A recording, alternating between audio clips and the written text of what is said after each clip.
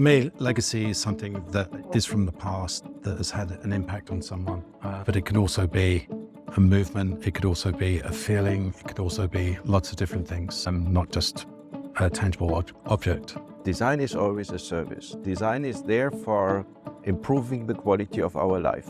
If a designer designs something, it must at least help solve the problem and improve the quality of my life. And if it's done like this, then we can feel in love with it. It's an emotional decision. It's about the stories we know about it. I would define legacy as timelessness, thinking about really great quality and responding to a need. Bob King came in a few months ago, and he shared the story. It was the most basic sort of approach in the sense of he had gone into other people's offices and he was watching how people were working and seeing how people were sitting and how people were moving. But the common feature with all of that is the fact that it solves a problem, even if the problem is, right out there for everyone to look. Yeah.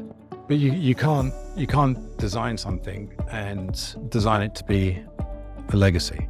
You design it for the reason you design it, and then it inherits that idea, that name, and it becomes that from others. But I guess there's also the factor of time. People can be ahead of their time in what they've seen and what they've made.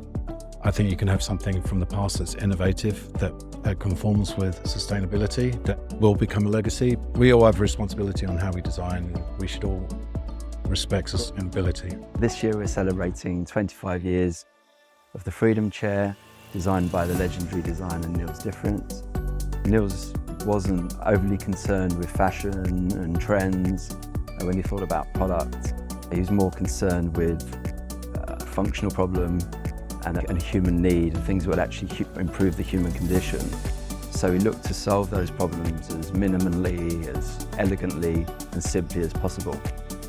And often by doing so, those products would the form flowing out of those products would be really elegant, and those products would stand the test of time and work across different cultures. Sustainability always has been a part in legacy because good products are timeless products and they always more valuable than short-term products. I'm a big fan of thinking C2C, so cradle to cradle. Means if you start to create something new, you have to think about what is happening until it's dying, or getting reused. I think one of the interesting things that we did just talk about is having something about wants and needs, or you want something because it's a perception from other people. People should think for themselves and buy for themselves. And I always have simple roots. In my age, you have that.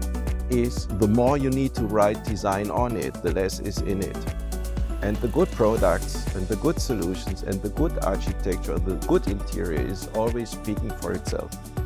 And I do not need to explain why I like it. I just go in or use it and say, that's it, without any hesitation.